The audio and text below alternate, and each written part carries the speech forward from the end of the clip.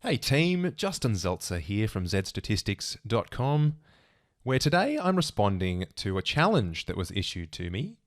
Someone asked me if I could explain statistics to them in under half an hour, and while initially I thought that was a bit of an ambitious ask, I thought, no, that's actually a really good challenge, and one that I thought I might do for everybody.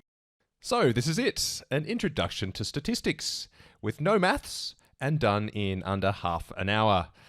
Now you can probably see that the timing of this video is a bit longer than that, but it is because I bunged on a little extra section at the end, which is a bit of an optional extra. But I think I get most of it done in under half an hour.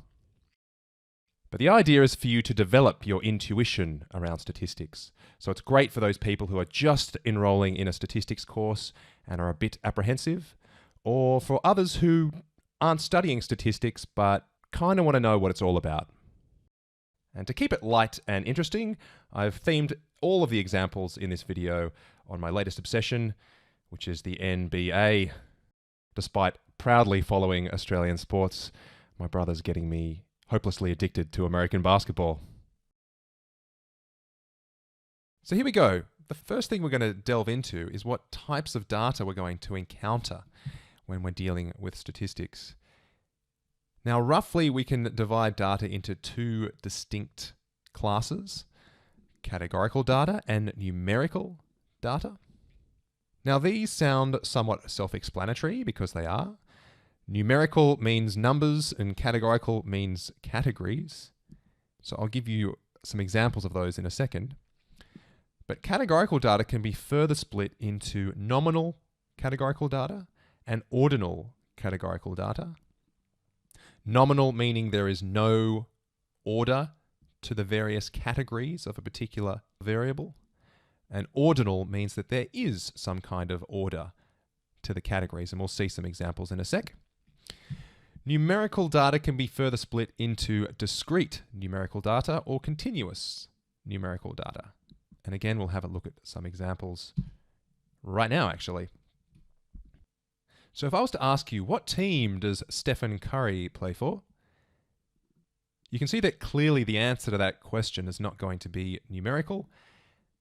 So it's a categorical piece of data.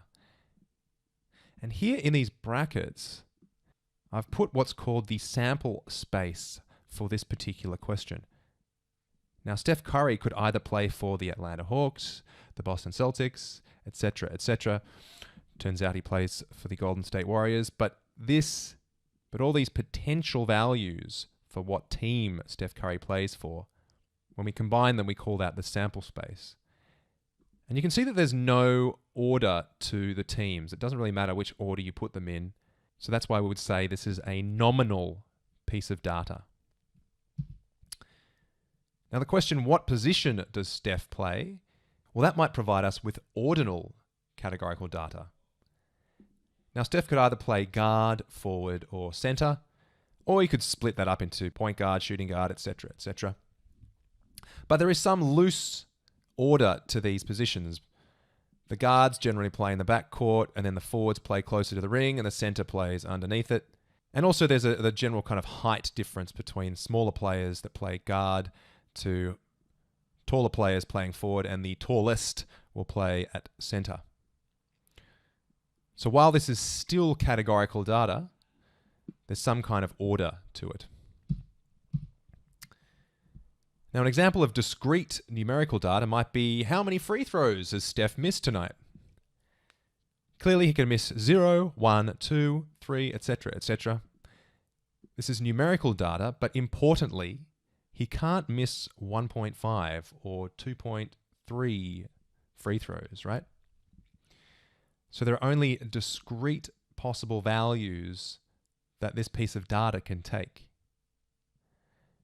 And finally, continuous data might be the question, what's Steph's height? Now, Google lists Steph's height as 191 centimeters. But of course, Steph's actual height might be something like 191.3217. You can keep subdividing these centimeters into as many decimal places as you like. So height in this instance is an example of a continuous numerical piece of data. Generally, we kind of make height a discrete piece of data because we only really are interested in whole centimeters, or in the case of the imperial measure, whole inches. We don't usually care if someone's, 6'3.5" or 6'3 2/3. But in a pure sense, you could say that height is continuous. Now here's an interesting question. If I asked you what is Steph's 3-point percentage this season, what kind of data do you think that is?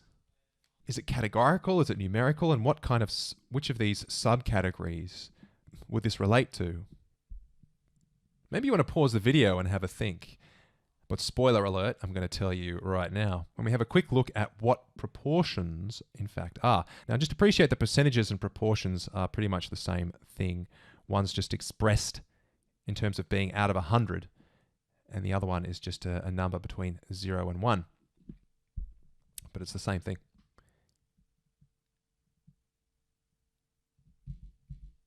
All right. Now, if I was to ask you, what is Steph's 3-point percentage this season? What type of data do you think this is? Is it categorical or is it numerical? And which subcategory do you think it fits into? Well, feel free to pause the video and have a think about it. But spoiler alert, I'm about to ruin it for you when we have a look at a special kind of data called proportions. Now, even though I've asked for Steph's 3-point percentage, hopefully you can appreciate that a percentage is in fact just a proportion that's being expressed out of 100. But we'll note that each 3-point attempt that Steph makes actually provides us with nominal data. So it's either a 3-point that's made or a 3-point that's missed. So what a proportion does is that it aggregates this information to provide a numerical summary figure. So in some senses, a proportion is numerical because obviously it provides us with a number, but it's built up of nominal data.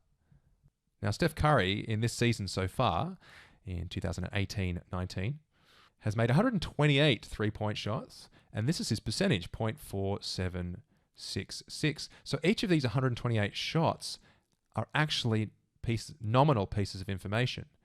And this proportion is some kind of summary of that. Now, here's an interesting question for you. Is a proportion discrete or continuous numerical data? Now, that's not necessarily so obvious a question, and I might leave that to you to answer in the comments of this video. So feel free to start a little discussion on that. It's an interesting one, I think. Anyway, that's your data types. Now, distributions. If I was to ask how are the heights of NBA players distributed? Now, the smallest player currently playing in the 2018-19 season is Isaiah Thomas at 5'9", and the largest player is Boban Marjanovic at 7'3". Now, all the other players will fit somewhere between the smallest and largest. Here we go. There's a picky of both of those two players. Anyway, what we can present is something called a probability density function, which essentially describes the distribution of all the players in between the smallest and largest player here. So you can think about it in two ways. It's either the distribution of the whole population of basketball players that we have in the NBA, or alternatively, it's the probability of selecting someone at random from that population at every given height. So quite clearly, as the bulk of the players are going to be somewhere in the middle, say 6'6" or 6'5" or something, if I was to select someone at random, I would have the highest probability of selecting someone around that height, as opposed to selecting someone at 5'9" or 7'3". There's just less players at those heights, right? Now, this curve I'm presenting here is a very common curve in statistics. Some people call it a bell curve. Other people call it a normal distribution, but it's a very commonly occurring distribution in statistics. And it basically just means that the bulk of the distribution happens towards the middle, and it gets rarer as you go towards the extremes. Now, I've created a whole video on the normal distribution, which I'll put a little flash hyperlink up now for if you're keen on learning a bit more about it. But there's a symmetry about this distribution with the bulk of the players being around that height. Now, I've just assumed that this would be the distribution of basketballers' heights, but what other possible distributions might there be? A distribution like this would indicate that it's the same probability that if I was to select someone at random from the NBA, there'd be the same probability of being 6'6" as they would of being 5'9", or indeed 7'3". This is called a uniform distribution, which probably doesn't match up with the reality of the NBA. A distribution like this, we can call this a bimodal distribution. It's got two modes, where the mode is just the highest peak of the graph. Or something like this, which is a skewed distribution. Let's just say that there's a larger predominance of players up towards the 7-foot mark, and it gets a lot more scarce down towards these smaller players. And this particular type of skew is actually called left skew because the tail points in the left direction. You can guess what right skew might look like. Now, before we move on to have a look at sampling distributions, I just want to reiterate that this distribution we've been looking at describes the probability distribution of heights if I was to select one single player. But what if I had a whole sample of players, say 10 players, and I wanted to know what is the distribution, what is the probability distribution of their average height? Well, for that, we'll be looking at sampling distributions. So the question is, if I select 10 players at random, what is the probability distribution of their average height? Okay, well, here's the underlying distribution again. Now there's 5'9" and there's 7'3", and if I was to select someone at random, their probability density function would be a bit like that. But if I select 10 people and take a look at their average, what will that distribution look like? And it turns out that it'll have the same mean, but it'll be a lot skinnier. Now, why is that? Well, think of it this way. If I select someone at random, it's possible that I select Isaiah Thomas. He's 5'9", and while there might only be a few of him in the league that are that small, it's still possible that I select that player at random. But if I'm selecting 10 players, the probability of them having an average height of 5'9" is very, very, very small indeed. Eventually, after selecting Isaiah Thomas maybe, I'll have to select other players, and it's likely that they're going to be somewhere else in the distribution so that their average gets shifted up, right? When you take a sample, the larger your sample size is, the more unlikely you are to get extreme sample means. So that's why this distribution is going to be a lot skinnier than the distribution on the left here. And this is important in statistics because every study that ever gets conducted starts with a sample. You want to test some kind of effect. So you take a sample and then you make an inference using that sample. So it's important for us to get a handle on what happens when we take a sample. The distribution becomes a lot skinnier, or in other words, the variance of our statistic is reduced. And that indeed takes us to sampling and estimation. My question is, how good is Steph Curry currently at three-pointers? So in the current season, 2018-19, he's shot 128 threes and has nailed 61 of them. So that's .4766. What I'm going to try to get across here is that this is actually a sample statistic. He has a sample of size 128. He has 128 three-point attempts, and 61 of them have been successes. So here we have that proportion, .4766, which is our sample statistic. Now, when I ask you how good is Steph Curry at three-pointers, appreciate that this .4766 is actually an estimate for this thing we're going to call theta. Now, theta is a Greek letter, and it represents exactly how good Steph Curry is. It's something we can never know. Maybe he's a 50% shooter, but this season he's just a little bit off. Or maybe he only shoots at 42%, and this season he's doing much better. But either way, what statistics does is it creates this unknowable, almost godlike value of theta, which we can then try to estimate by taking a sample. So given our sample, where Steph Curry has currently got 0.4766, maybe the best estimate for theta might be 0.4766. As in, if you were trying to guess what you think Steph Curry's long run 3-point percentage would be, 0.4766 is probably your best bet. But appreciate that there's some kind of variance around this estimate, some kind of uncertainty. If Steph Curry shoots some more 3-pointers, this proportion could either go up or down, right? And all of a sudden, that would be our new best estimate for theta. The whole idea behind statistics is trying to get a hold of the uncertainty you have behind your estimates.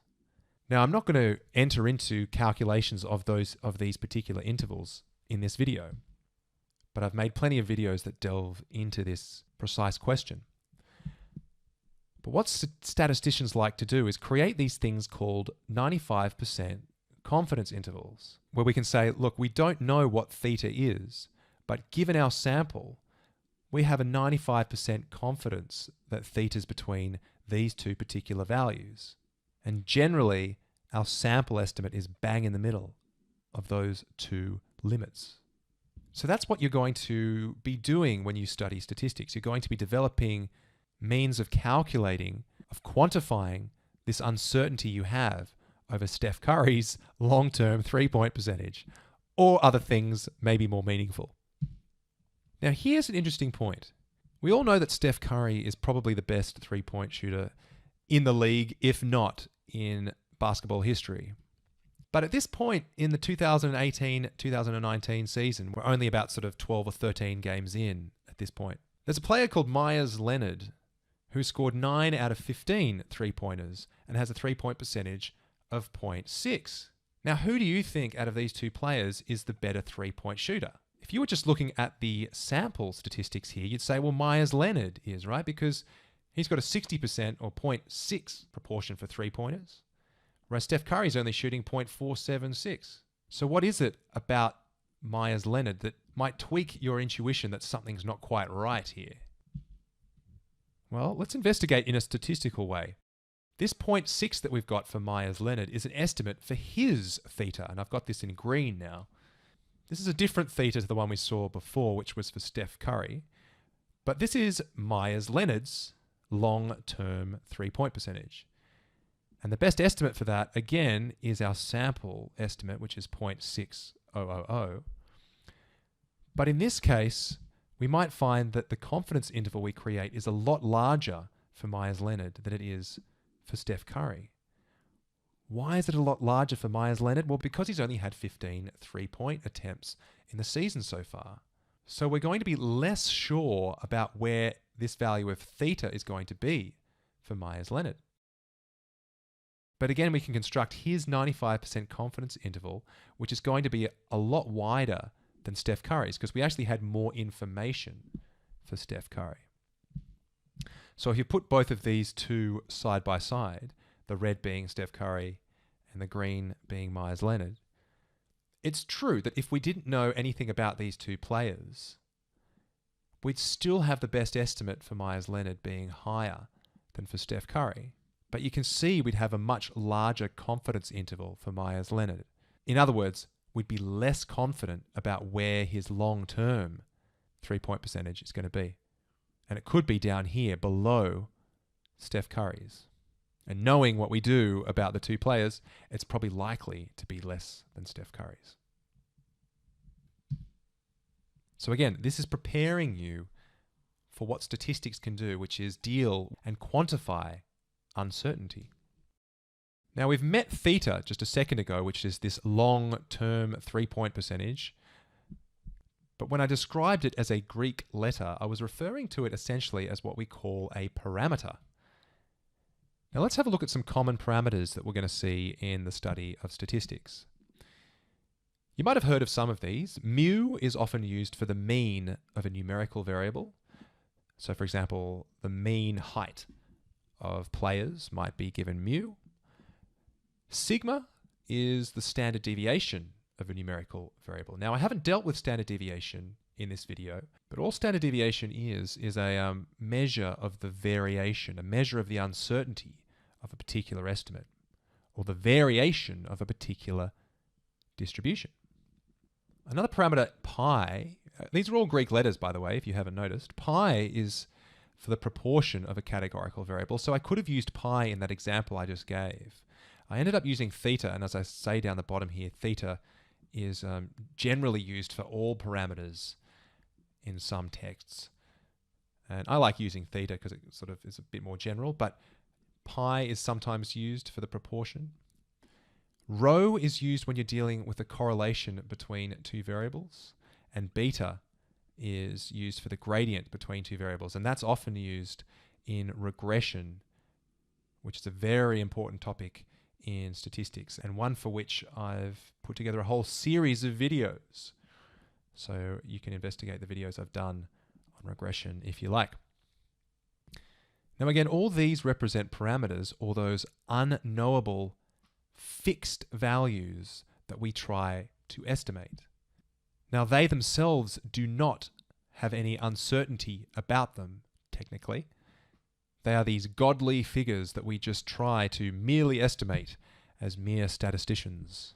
And the way we estimate them is by taking a sample, and those sample statistics are given other symbols.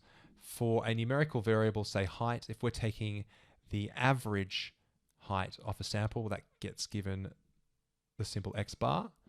A standard deviation is given the symbol s. P is generally used for proportion, R for correlation, and B for the gradient. So be prepared to see all of these particular lowercase Roman numerals to represent the sample values that estimate these parameters provided in Greek. But I will say, be prepared also for your statistics textbook to break all of those rules, because despite them being conventions, sometimes you'll find they don't stick to them, annoyingly.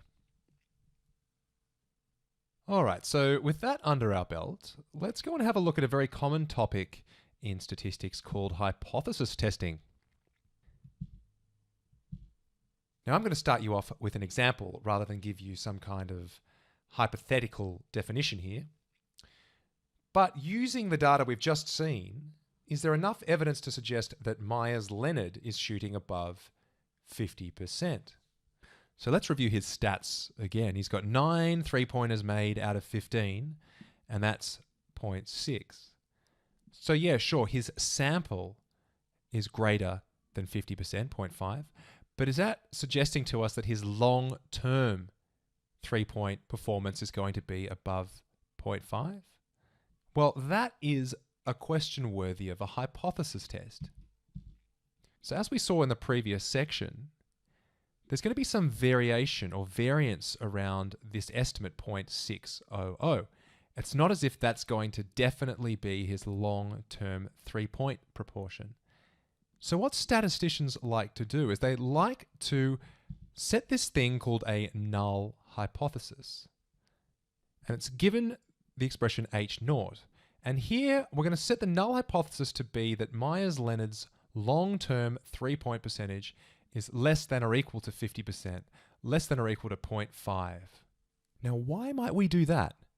Well, as a statistician, we're always very conservative. We assume that the reverse is true, and then see if there's enough evidence to really budge from that assumption. It's kind of like when someone's on trial, the null hypothesis might be that they're innocent, and you really need a lot of evidence to budge from that null hypothesis. It's not good enough that there's just a little bit of evidence. You really need evidence beyond reasonable doubt, right? And that's the same with hypothesis tests. So this here on the right-hand side is called the alternate hypothesis. And in general, whenever we're doing a hypothesis test in statistics, whatever we're seeking evidence for goes in the alternate hypothesis, just for the reason that we're very conservative as statisticians. We're always going to have a null hypothesis, that the reverse is in fact true, and we're going to see if our sample is extreme enough, is far enough away from that null hypothesis to suggest that the alternate hypothesis might be true. This is the way you're going to be framing your thinking when you're dealing with statistics. Now, one thing that different textbooks will do will have different ways of describing the null hypothesis. They both mean the same thing, but some will say theta is less than or equal to 0.5, and others might say something like theta is equal to 0.5. And it doesn't much matter, because the important thing is that theta being greater than 0.5 is in our alternate hypothesis. So let's see how this pans out using what we understand now from a probability distribution. So essentially what we're going to do is we're going to start with this null hypothesis that theta is equal to 0.5. And if it indeed is equal to 0.5, how many 3-pointers out of 15 would Myers-Leonard sink? Well, here's the probability distribution. If he truly is a 50% 3-point shooter, an exactly 50% 3-point shooter, if he shoots 15 3-pointers, on average he's going to get 7.5 of those in, right? But of course you can't sink exactly 7.5. So 7 and 8, they'll be approximately the same height, so they'll have the same probability of occurring. He's less likely to get 6 and 9, less likely again to get 5 and 10, etc., etc., etc. So this is the probability distribution of Myers-Leonard's 15 3-point attempts, where the number of successes are on this axis, assuming the null hypothesis is true. Now, for those advanced players, this is actually a binomial distribution. If you're keen on learning more, I'll put a link up here. Now, what did he get in this sample? Well, he actually got 9. So what this tells us is that if indeed he has a 50% 3-point percentage, it's still quite likely for him to get 9 3-pointers out of 15. It's not beyond the realm of possibility that he could be a 50% 3-point shooter and just happen to do a little bit better in his first 15 shots than expected. Now, if I was to ask you how much doubt this sample is casting on our null hypothesis, in this case you'd say, well, not very much. What if I then told you that, say, someone else scored 12 out of 15 3-pointers? Or let's just say Myers scored 12 out of 15 instead. At that point, you're starting to think, you know what? That's quite unlikely now. It's still possible that he's truly a 50% 3-point shooter and managed to just do better in his first 15 than we expected. But it's starting to now cast some doubt on our null hypothesis. And this is what a hypothesis test does. It takes the sample and says, how extreme is that sample? Is it too extreme, given our null hypothesis, for us to realistically hold on to that null hypothesis? So in reality, what's going to happen is we're going to construct what's called a rejection region. We'll find a point on this x-axis here beyond which we're going to consider it too extreme to realistically hold on to the null hypothesis being true. Now, this yellow area can effectively be customized to determine how strict you want to be with rejecting this null hypothesis, but often it's chosen as 5% of the entire distribution. And we call this the level of significance. So we might say that the level of significance here is 5% because if our sample statistic is in this upper 5%, we will consider it too extreme for the null hypothesis and therefore reject the null hypothesis.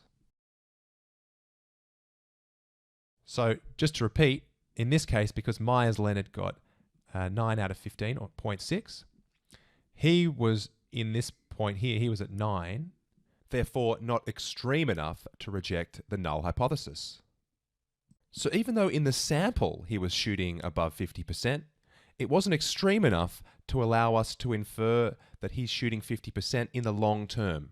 We need more evidence as conservative statisticians.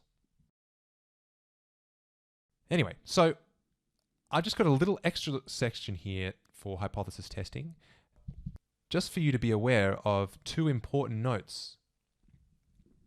The first thing is that we never ever prove anything in a hypothesis test. So here again is that setup with Myers-Leonard and our conclusion, which was to not reject the null hypothesis, as in there's not enough evidence to suggest Myers-Leonard is shooting above 50%. Never say the word prove in your conclusion, which is the frustrating thing about statistics, I guess. You can never prove anything at all. All you can do is infer. So we were unable to infer that Myers-Leonard is shooting above 50%. The other thing we never say is the word accept. So notice I've written do not reject the null hypothesis. So this was our null, but in the event that we do not reject it, you should never say the word we then accept the null hypothesis.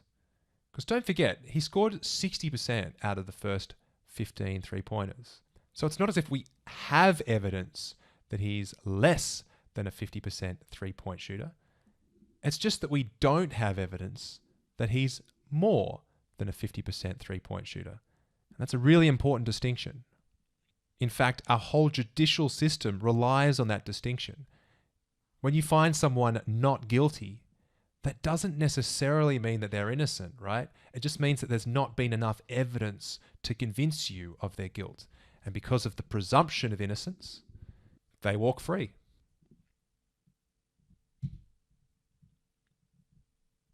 Okay, so let's have a look at p-values now. They're the much maligned p-values in statistics.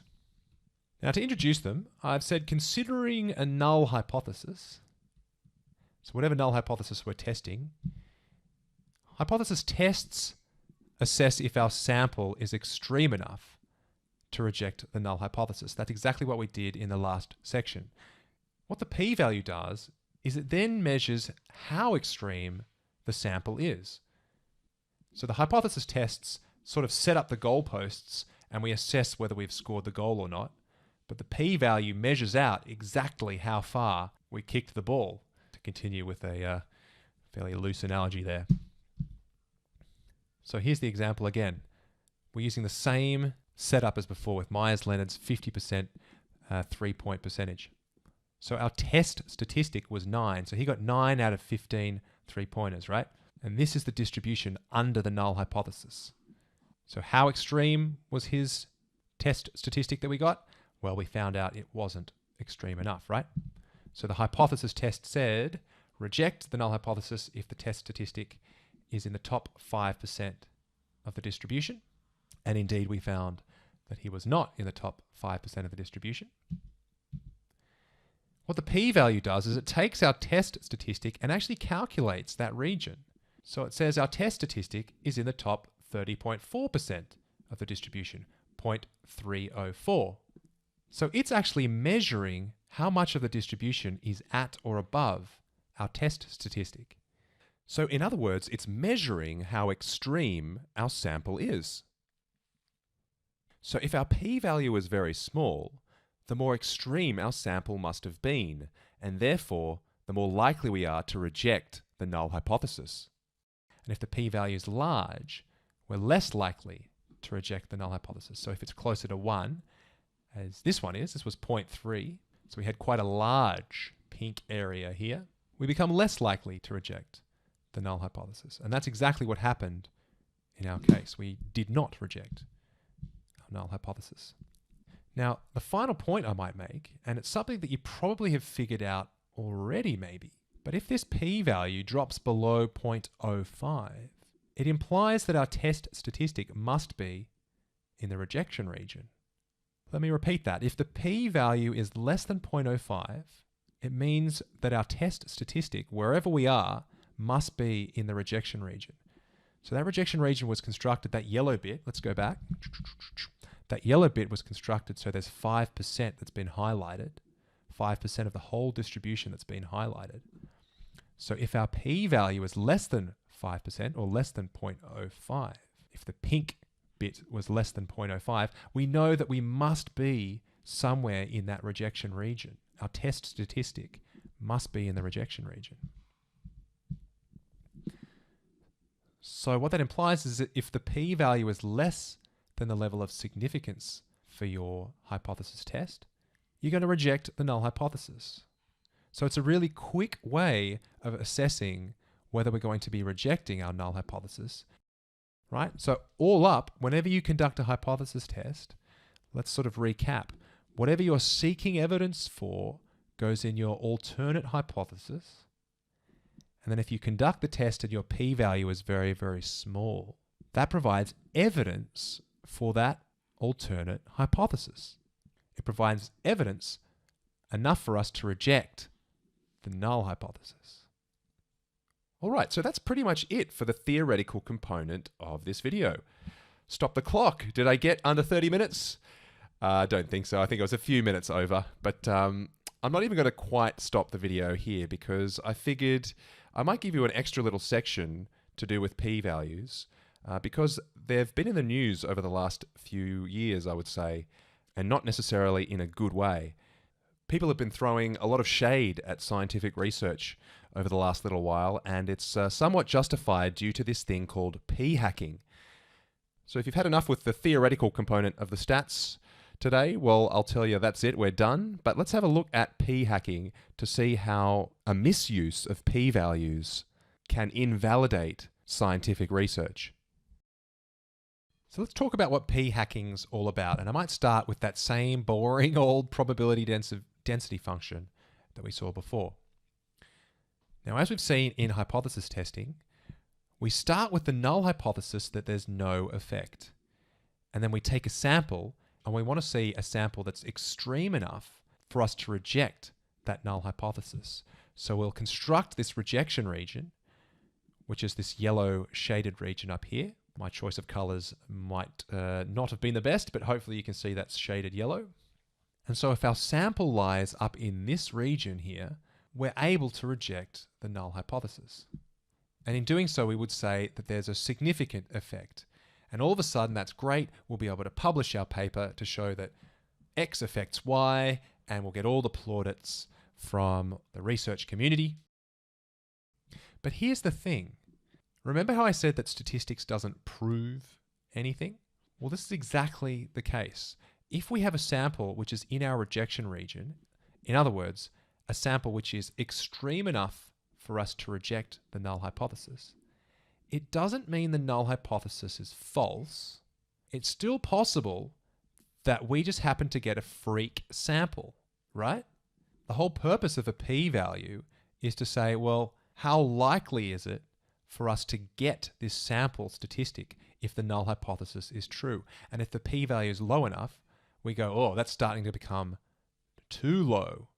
But at the same time, as long as that p-value is non-zero, there is an outside chance that you just happen to get a freak sample where there was in fact no effect. To put it in basketball terms, just say Myers Leonard was a 50% three-point shooter. It's still possible for him to score 14 or 15 out of 15 three-pointers, right? Very unlikely if his true three-point percentage was 50%, but it's possible.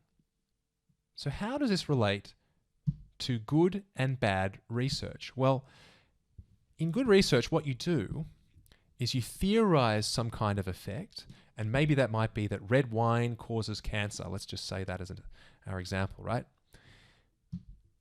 We then collect our data and we test only that effect, red wine causing cancer. And if we find the p-value of this test less than 0.05, we can conclude some strong evidence for the effect of red wine on cancer.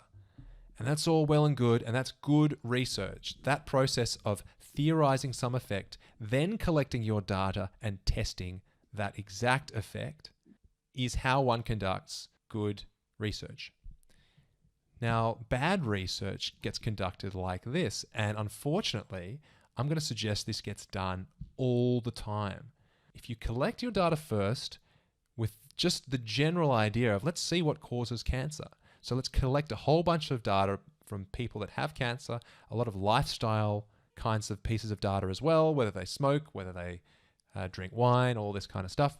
We're going to test all these different effects. We're going to test red wine. We're going to test smoking. We're going to test exercise. We're going to test exposure to main roads, all this kind of stuff. And then we're going to look through all those effects and find the ones where P is less than 0.05. And let's just say it happened to be for where we're testing red wine on cancer. And then we're going to publish our results and say, yep, red wine causes cancer because the p-value is less than 0.5. This is called p-hacking and is potentially rife in research and is quite problematic. Now, it's not necessarily obvious why this is so much worse than our good research over here on the left. But as I said before, when we conclude strong evidence for some effect, we're essentially saying there's a very, very low probability that this came about by chance. Now, what happens when you test 10 different things? If you test 10 different things, it becomes more likely that one of them, by chance, will be quite extreme in their sampling. Or let's push it even further. If you test 20 different things, we're actually expecting one out of those 20 things to have a p-value less than 0.05. That's actually what the p-value means. If there's a 5% chance that the effect we've seen was just due to the randomness of the sampling process, then if we test 20 things, 5% of 20 is 1, one of those 20 things is likely to show that strength of effect. So that's where p-hacking comes into it. We test all these different things and we just find the one that happens to look significant, and we can then sort of pretend that that was the thing that we were looking for the whole time. And it's actually a big, big problem. Anyway, that's hopefully brought it into practice, some of the stuff that you can learn in statistics. And of course, I've dealt with things in a very superficial way, but that was the whole point of this video. But look, if you like this, I've got more in-depth discussions, one where I go into the actual formula and the mathematics of it all. You can check it all out on zstatistics.com. But hey, if you dig it, you can like and subscribe and do all those things that you're meant to do. But yeah, hope you enjoyed.